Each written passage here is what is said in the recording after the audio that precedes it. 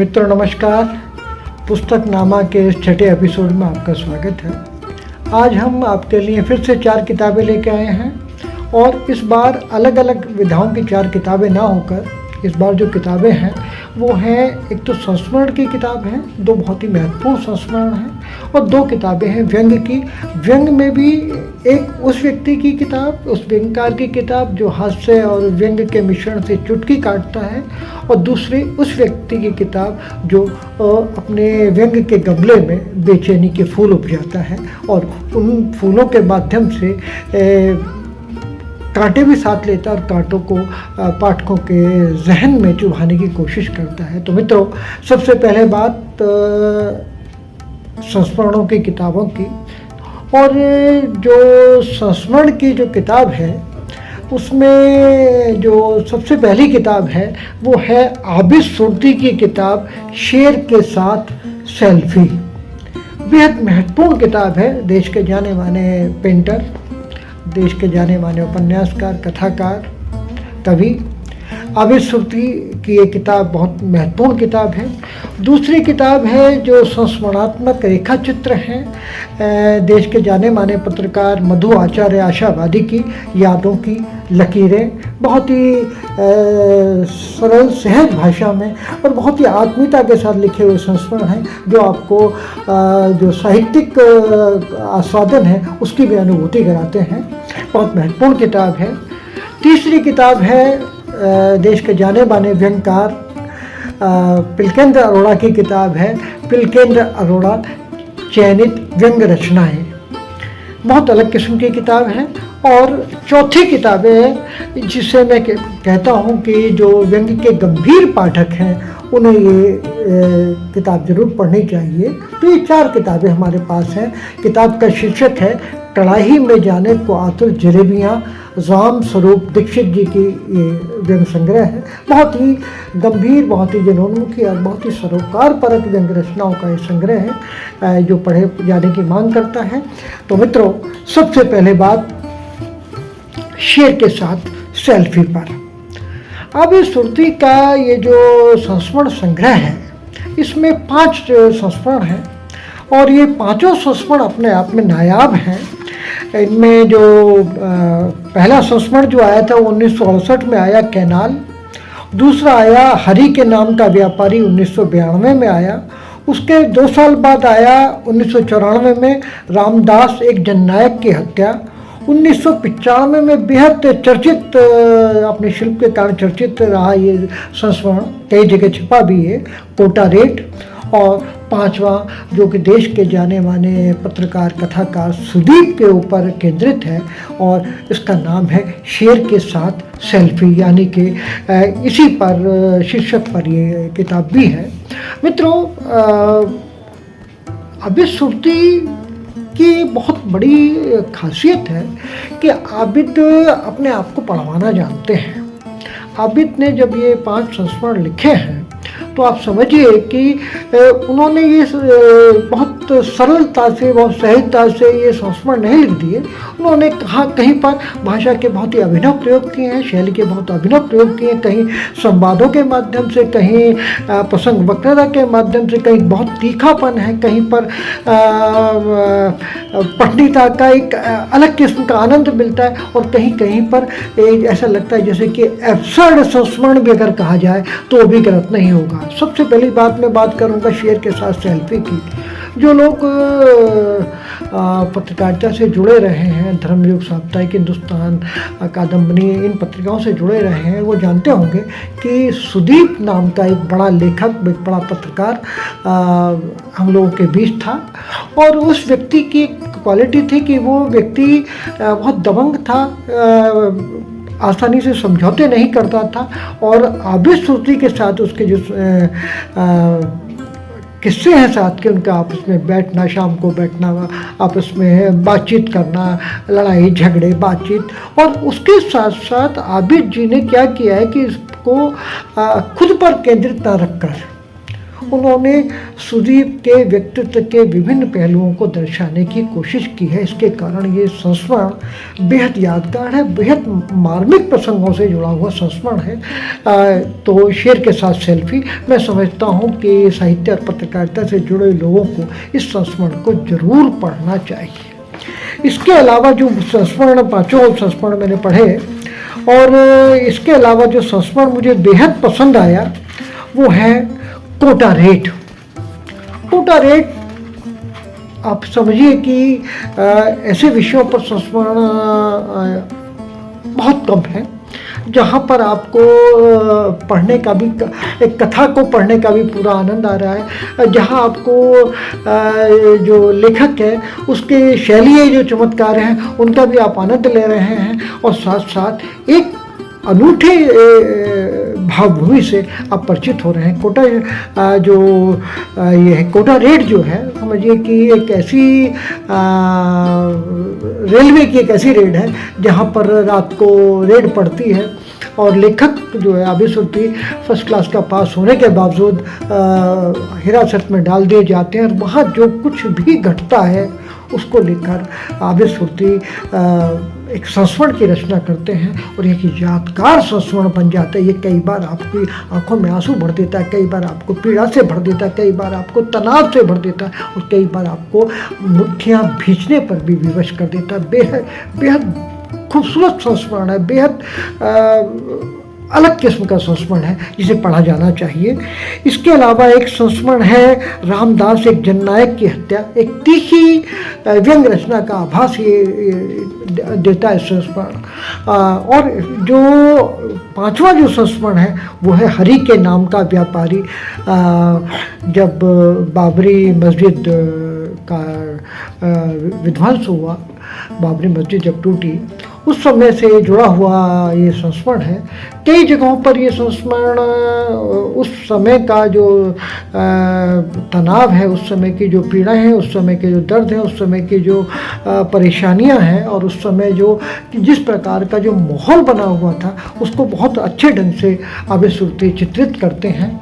लेकिन कहीं कहीं पर मुझे लगता है कहीं कहीं पर वो लेखक उनका मुसलमान भी हो जाता है। चाहे लेखक कोई भी हो, उसे लेखक पहले होना चाहिए, हिंदू मुसलमान बाद में होना चाहिए। जैसे एक दो जगह पर कुछ लिखा है, जैसे कि बाबरी के ढहने से पहले ही यहाँ का मुसलमान आशंकित, मानसिक रूप से त्रस्त था। मस्जिद के गिरते ही वह अपनी सुध-बुध खो बैठा। इस पागलपन का नतीजा क्या निकला? कुल मिलाकर 227 लाशें गिरी, जिनमें अधिकतर मुसलमानों की थी, और वे पुलिस फायरिंग में मरे थे। इस बात को मैं समझता हूँ कि किसी और ढंग से भी कहा जा सकता था, क्योंकि लेखक होता है, हिंदू मुसलमान वो बाद में होता है। तो कई जगहों पर ऐसी चीज़ें हैं इसमें, तो इनसे बचा जाता तो बेहतर था।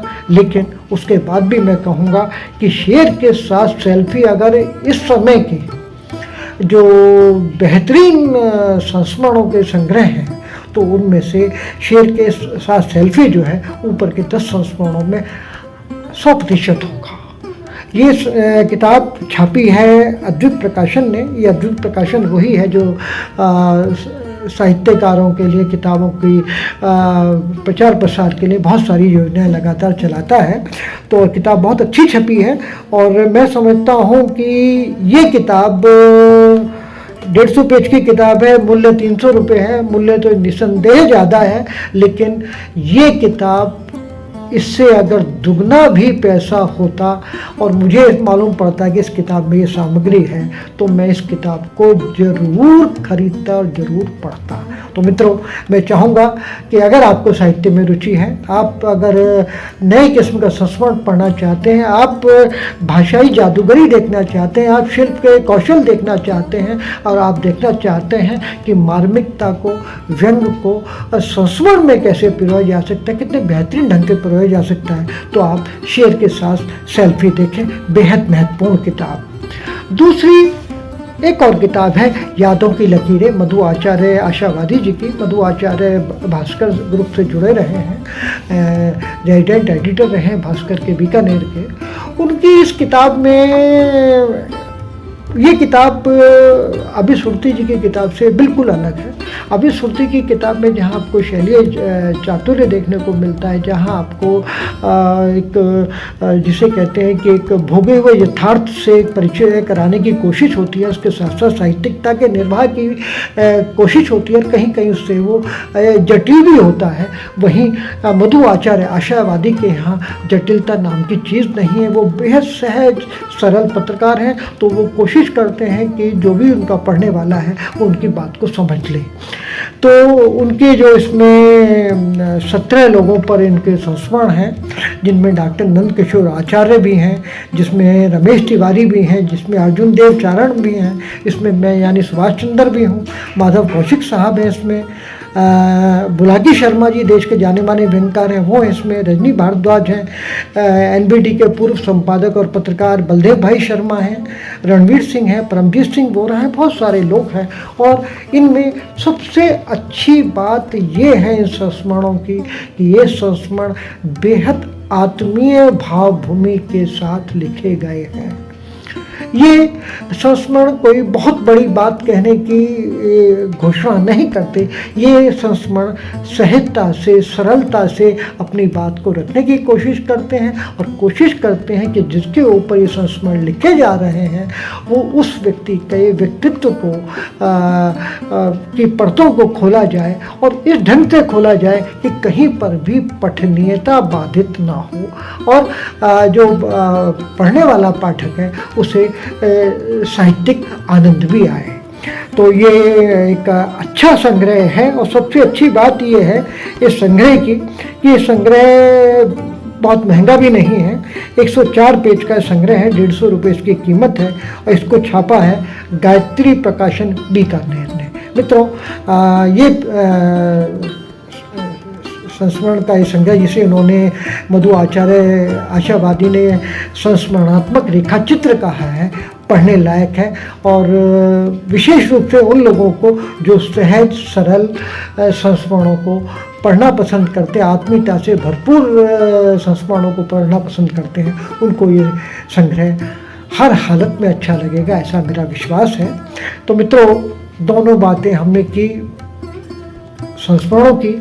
अब मैं 2 व्यंगकारों को ले रहा हूँ। हर बार कोशिश करूँगा कि 2 किताबें एक विधा की में लूँ। इस बार व्यंग की 2 किताबें भी हैं। इनमें 2 लेखक हैं। एक लेखक है पिलकेंद्र अरोड़ा।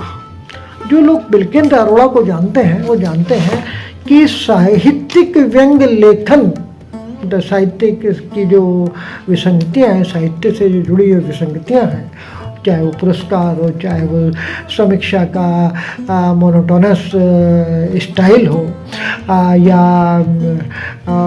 वरिष्ठ लेखकों की, बहुत सारे वरिष्ठ लेखकों की जटिलताएं हो, उनका उद्घाटन हो, बहुत सारी चीज़ें, जहाँ जहाँ भी साहित्य में विसंगति है वहाँ वहाँ पर पिलकेंद्र अरोड़ा मौजूद हैं, और साहित्यिक विसंगतियों के वो सर्वश्रेष्ठ व्यंगकार हैं, ऐसा मुझे लगता है। दूसरी जो चीज़ मुझे पिलकेंद्र जी की लगती है कि पिलकेंद्र विषय तो उनके निसंदेह साहित्य वाले रहते हैं, और कई बार ऐसा भी होता है कि लगता है कि ज़्यादा हो गया, एक मोनोटोनस माहौल बन रहा है, और अब कुछ अलग आता तो अच्छा था। लेकिन हर व्यक्ति की अपनी एक खासियत होती है, तो पिलकेंद्र कोशिश करते हैं कि वो साहित्य की जो समस्या है, साहित्य की जो परेशानियाँ हैं उनको लें, लेकिन वो ये शायद भूल जाते हैं कि इतने बड़े समुद्र में जहाँ विसंगतियाँ भरी पड़ी हैं, वहाँ आप बहुत छोटे से हिस्से को, साहित्य के हिस्से को लेकर चल रहे हैं, जिसमें सामान्य पाठक की रुचि होना बहुत मुश्किल काम है। लेकिन उनकी क्वालिटी ये है कि उनको सामान्य पाठक भी पसंद करता है, क्योंकि उनके पास बेहतरीन शिल्प है। और अगर मैं आपसे कहूँ कि अगर मुझे पढ़ाने का मौका मिले, आप जानते हैं कि मैंने व्यंग पर काम किया, आलोचना पर काम किया, व्यंग का इतिहास वगैरह लिखा है, तो जब मैं आलोचना पर बात करता हूँ, और जब मैं शैलीगत रचनाओं पर बात करता हूँ, और जब मैं ये सोचता हूँ कि इन रचनाओं को कुछ किन लोगों की रचनाओं को मैं लूँ जिनके आधार पर मैं व्यंग के सौंदर्य शास्त्र को समझा सकूँ, तो मेरे सामने जो पहली सीढ़ी में जो व्यंगकार आते हैं उनमें ज्ञान चतुर्वेदी भी होते हैं, उनमें हरीश नवल भी होते हैं और उनमें तिलकेंद्र अरोड़ा भी होते हैं, सूर्यवाला जी भी होते हैं। तो ये लोग, मुझे लगता है कि ये लोग शिल्प के मास्टर हैं। तिलकेंद्र जी के पास अगर मैं उनके शिल्प पर बात करूं तो तिलकेंद्र विट का बेहतरीन इस्तेमाल करते हैं। मतलब अगर 5 लोग मुझे चुनने पड़े इस पूरे व्यंग जगत में से, तो मैं विट के बेहतर इस्तेमाल के लिए तिलकेंद्र अरोड़ा को जरूर चुनूंगा। उनकी कोशिश रहती है, आयरनी का भी उनके यहाँ कई बार अच्छा काम होता है, लेकिन विट पर उनका विशेष रूप से नियंत्रण है। वो प्रतीकात्मकता का भी इस्तेमाल करते हैं, सादृश्य विधान तो बहुत बढ़िया उनके पास है। और एक चीज़ उनके ये है कि वो भाषा के जो प्रचलित प्रतिमान हैं उनके साथ लगातार एक खिलवाड़ सा करते रहते हैं, जिसके कारण पाठक को एक अलग किस्म का व्यंग का आनंद भी मिलता है, जिसे हम व्यंग का सौंदर्य शास्त्र कहते हैं। व्यंग का जो आनंद का शास्त्र है वो भी मिलता है। और उनके एक पात्र हैं शलभ जी, जो साहित्यकार हैं, साहित्य से जुड़े हैं और वो बहुत सारे गुल खिलाते हैं। उनके माध्यम से वो ऐसी बहुत सारी बातें कह जाते हैं जिनको कहने में किसी भी लेखक को संकोच होगा, क्योंकि जल में रहकर मगरमच्छ से बैर करने की जो प्रवृत्ति है ये बहुत मुश्किल है। और तिलकेंद्र अरोड़ा जी इस मामले में मास्टर हैं। ऐसा नहीं है कि उन्होंने सिर्फ साहित्य पर ही व्यंग रचनाएँ लिखी हैं, साहित्य की विसंगतियों पर ही। उन्होंने बहुत सारी रचनाएं हैं जो राजनीति पर भी हैं, जो फेसबुक पर भी हैं, जो यात्रा करने पर भी हैं। जैसे एक उनकी रचना एक नेता की डायरी, अटपट राजा झटपट न्याय, बेहतरीन व्यंग रचना है। मैं समझता हूँ कि ऐसी रचनाएं और भी आनी चाहिए। और तिलकेंद्र जी में ये सामर्थ्य है कि वे तीखी रचनाएं, ऐसी रचनाएं कि जो दूर तक जाएं, ऐसी रचनाएं भी वो लिख सकते हैं। उनमें कुछ जो उनकी और रचनाएं मुझे पसंद आई, उनमें फेसबुकिया, श्रद्धांजलि का दौर, और एक और रचना है, बहुत प्यारी रचना है, वो जो है गुड मॉर्निंग वाली लड़की। तो साहब तिलकेंद्र जी को पढ़ा जाना चाहिए। तिलकेंद्र जी को कई कारणों से पढ़ा जाना चाहिए। उनको उनके साहित्यिक विसंगतियों पर केंद्रित व्यंगों के लिए पढ़ा जाना चाहिए, जिसके वो सर्वश्रेष्ठ लेखक हैं। उन्हें उनके शिल्प के लिए पढ़ा जाना चाहिए, उन्हें उनके विट संपन्नता के लिए पढ़ा जाना चाहिए, और उन्हें इसलिए भी पढ़ा जाना चाहिए क्योंकि अब जब लगातार पठनीयता दूर हो रही है व्यंग से, वहाँ वो पठनीयता को लगातार बनाते हुए, लगातार प्रयोग करते हुए आगे चलते हैं। तो मित्रों, इनका जो संग्रह है चयनित व्यंग रचनाएं तिलकेंद्र अरोड़ा, ये आया है न्यू वर्ल्ड पब्लिकेशन दिल्ली से। और ये संग्रह जो है 225 रुपये का ये संग्रह है, 128 पेज का, और ये संग्रह पढ़े जाने की मांग करता है। अगर आप चुटकीदार व्यंग पसंद करते हैं, आप साहित्यिक विसंगतियों के व्यंग को पसंद करते हैं, आप शैलीगत व्यंग को पसंद करते हैं, तो आपको तिलकेंद्र अरोड़ा को पढ़ना चाहिए। इस एक संग्रह में उनकी बहुत सारी ऐसी रचनाएं हैं कि जो आपको बहुत दिनों तक याद रहेंगी। और मित्रों, इसके बाद चुटीले इस व्यंग संग्रह के बाद मैं एक ऐसे व्यंग संग्रह की बात कर रहा हूँ जो बेहद तीखा व्यंग संग्रह है। कढ़ाई में जाने को आतुर जलेबियाँ। आप कह सकते हैं कि तो बड़ा अजीब सा नाम है, रामस्वरूप दीक्षित का ये संग्रह है, लेकिन ये जो नाम है, शीर्षक है, इसके अंदर भी व्यंजना है, जहाँ पर उनको आम आदमी कढ़ाई में तला जाता दिख रहा है और वो देख रहा है कि वो आम आदमी अपनी अज्ञानता के कारण या अपने आप को मूर्ख बनाए जाने के कारण या अपने आप को ठगे जाने के कारण खुद भी तले जाने के लिए तैयार है, कढ़ाई में जाने के लिए तैयार है। यहाँ से रामस्वरूप दीक्षित व्यंग उठाते हैं और आप समझ सकते हैं कि मैं बल्कि एक बात कहना चाहूँगा कि हिंदी में व्यंग बहुत ज़्यादा लिखा जा रहा है, लेकिन हिंदी में व्यंग जैसा व्यंग, अच्छा व्यंग, सच्चा व्यंग बहुत कम लिखा जा रहा है। जो लोग इस अच्छे व्यंग को, इस सच्चे व्यंग को लिख रहे हैं, उनमें से रामस्वरूप दीक्षित भी एक महत्वपूर्ण रचनाकार है। मैं उनके शिल्प से कतई प्रभावित नहीं हूँ। वो शिल्प के धनी बहुत ज़्यादा है भी नहीं। ऐसा नहीं है कि वो शिल्प के प्रयोग नहीं करते, वो शिल्प के प्रयोग करते हैं, लेकिन उनका ध्यान सबसे ज़्यादा इस बात पर रहता है कि जिन सरोकारों के लिए उन्होंने व्यंग लिखना शुरू किया, जिस जनोन्मुखता के लिए उन्होंने व्यंग लिखना शुरू किया, उनकी बात पाठक तक सीधे सीधे पहुंचनी चाहिए।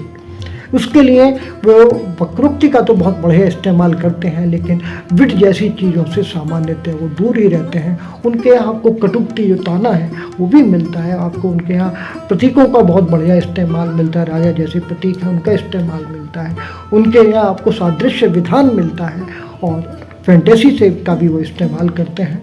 और जो सबसे महत्वपूर्ण बात ये है कि उनकी कोशिश लगातार रहती है कि वो अपने पाठक को सोचने पर विवश करें। वो अपने पाठक को जब उनकी रचनाएं खत्म हों तो पाठक अपने साथ तनाव लेकर जाए, पाठक अपने साथ करुणा का समावेश लेकर जाए, पाठक अपने साथ आक्रोश लेकर जाए, पाठक अपने साथ खींच लेकर जाए।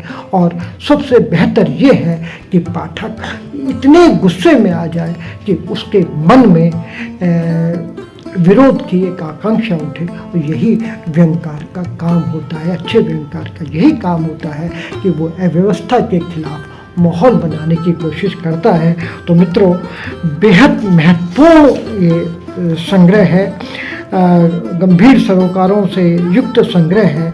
और ये व्यंग सच कहें तो अगर मैं कहूँ कि ये व्यंग बेचैनी का अनुवाद है। ये व्यंग यथास्थितिवादी जड़ता को तोड़ने की एक सार्थक कोशिश है। ये व्यंग ऐसे हैं जिन्हें सही मायने में व्यंग कहा जाना चाहिए, और ऐसे व्यंग लिखने वाले लोग बहुत कम हैं। मैं चाहूँगा कि रामस्वरूप दीक्षित जी ऐसे और भी संग्रह लेके आएँ, ताकि जो व्यंग के पाठक शिकायत करते हैं कि उनको अच्छा व्यंग पढ़ने को नहीं मिलता, उनको परसाई जैसा व्यंग पढ़ने को नहीं मिलता, तो वो इस बात पर निस्संदेह मैं दावे के साथ कह सकता हूँ कि उनको ये संग्रह बहुत अच्छा लगेगा। और ऐसे लोग व्यंग में और भी आने चाहिए, क्योंकि व्यंग का काम प्रहार करना है, व्यंग का काम जड़ों में जाकर प्रहार करना है। जो विद्रूप हैं उनके जो नकाब हैं उनको हटाना है। और रामस्वरूप दीक्षित का ये व्यंग संग्रह कढ़ाई में जाने को आतुर जलेबियाँ, इन विद्रूपों के जो ऊपर लगे हुए नकाब हैं उनको हटाने का काम बहुत गंभीरता से, बहुत शिद्दत के साथ करता है। तो मित्रों, ये हुई 4 किताबें। पहली किताब शेर के साथ सेल्फी अभिसुरती की, दूसरी किताब यादों की लकीरें मधु आचार्य आशावादी की दोनों संस्मरण, तीसरी किताब पिलकेंद्र अरोड़ा की चयनित व्यंग रचनाएं, और चौथी किताब व्यंग संग्रह कढ़ाई में जाने को आतुर जलेबियाँ। और मैं आपको बता दूं कि कढ़ाई में जाने को आतुर जलेबियाँ को छापा है India net books private limited ने। और इस किताब की जो कीमत है 250 रुपये है इस किताब की कीमत, और पृष्ठ संख्या है 118। थोड़ी ज़्यादा तो है, लेकिन ये संग्रह इस बात की मांग करता है कि इतने महत्वपूर्ण संग्रह को किसी भी स्थिति में कैसे भी लेकर पढ़ा जाना चाहिए। तो मित्रों, नमस्कार, फिर मिलेंगे अगले हफ्ते। तब तक के लिए नमस्कार, शब्बा खैर, धन्यवाद।